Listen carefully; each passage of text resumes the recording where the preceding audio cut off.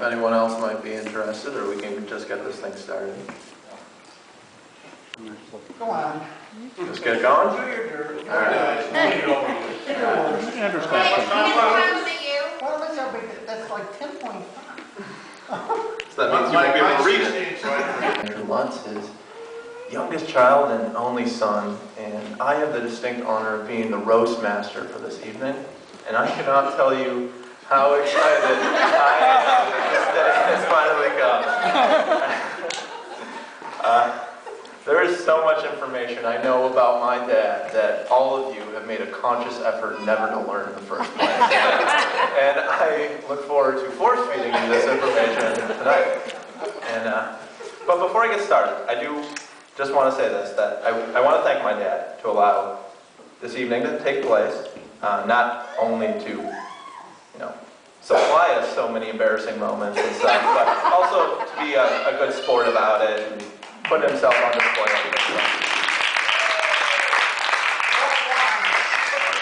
We all love you, and everything we say should be taken with a grain of salt. And a glass of whiskey. Glass isn't enough.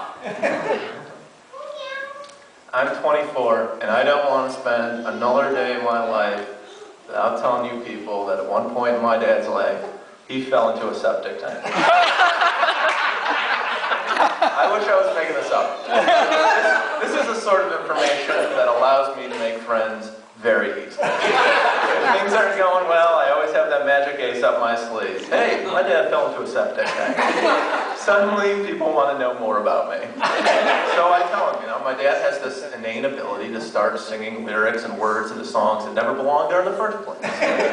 Let's say I'm talking about that old show, Who's the Boss? I know within an instant he's going to start singing, "Hold me closer, Tony Danza." And he'll look at me like, that's the funniest thing in the world. I have found the magic template that's going to lead me to the craziest joke ever invented by human beings.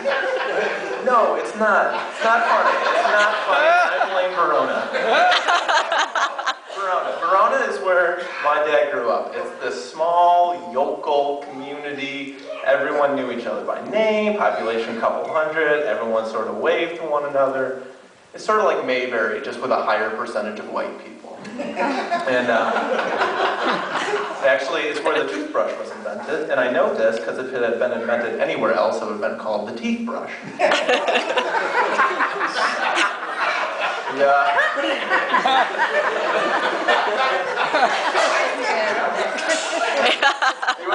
You raised them right.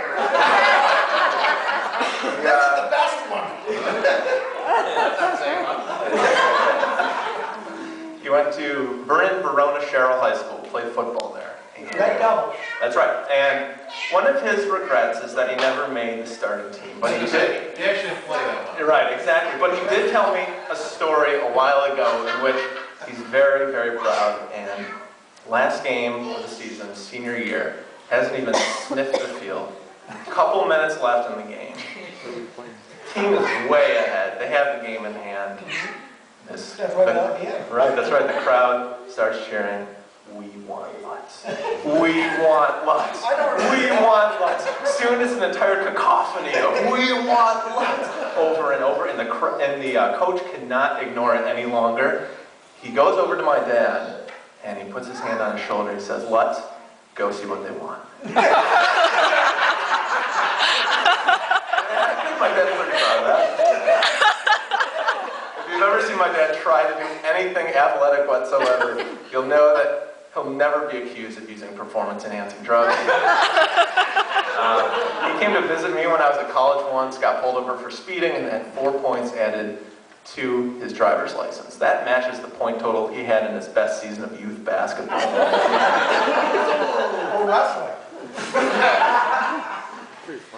He then went to St. John Fisher College, studied mathematics as an undergrad, and did very well. And he was never shy about letting my sisters or I know about how well he did, if, for instance, one of us did not perform as adequately.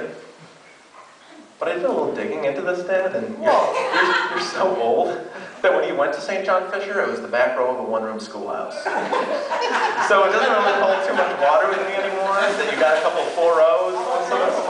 We went there too. had a couple 4.0s some semesters, and it doesn't hold too much water because the kids in the row in front of you were learning this new concept called long division. I found out recently that you use that old saying, "This is the coolest thing since sliced bread." Not because it's a popular axiom. No, you were actually present when they first sliced bread. And you still think it's cool. But I came up with a little math problem for you, Dad. See if you still got it. If X is the number of years you go on sabbatical, what's the limit as X goes to infinity? And I'll help you out. I'll just give you the answer. It's your textbook table of contents.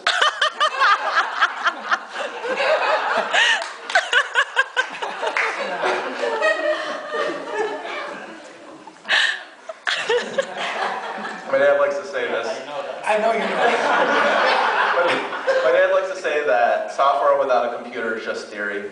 Computer without software, that's just a paperweight. Well, a book without an author is just theory, Dad. And an author without a book, hey, that's you.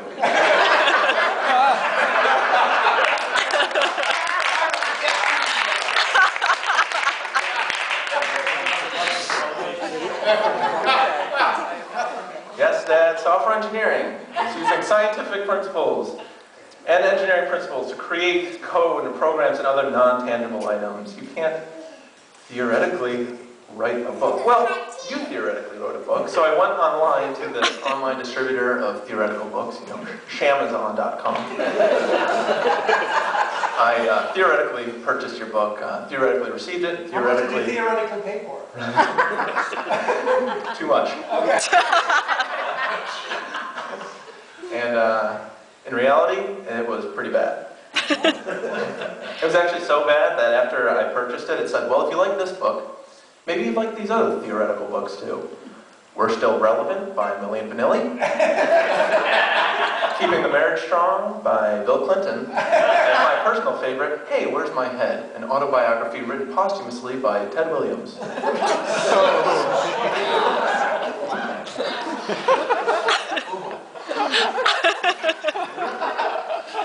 But you're 60 years old today. And that's absolute, well, and upcoming 60-year birth. 60-year birth. Yeah. Virtually 60. The way I like to think of that is, if you round that up, you're 100. That's the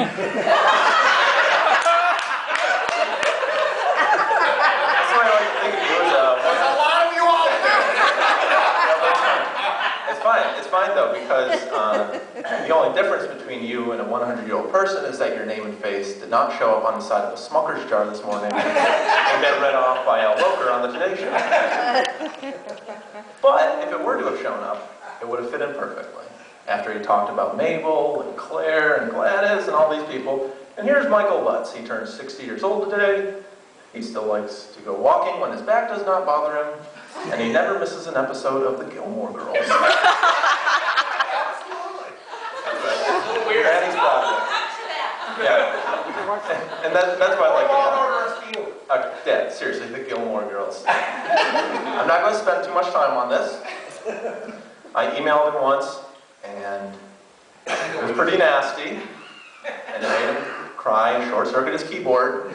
So I'm not going to go too far, but Dad, The Gilmore Girls. Seriously, there is nothing less masculine, more feminine than watching every episode of The Gilmore Girls.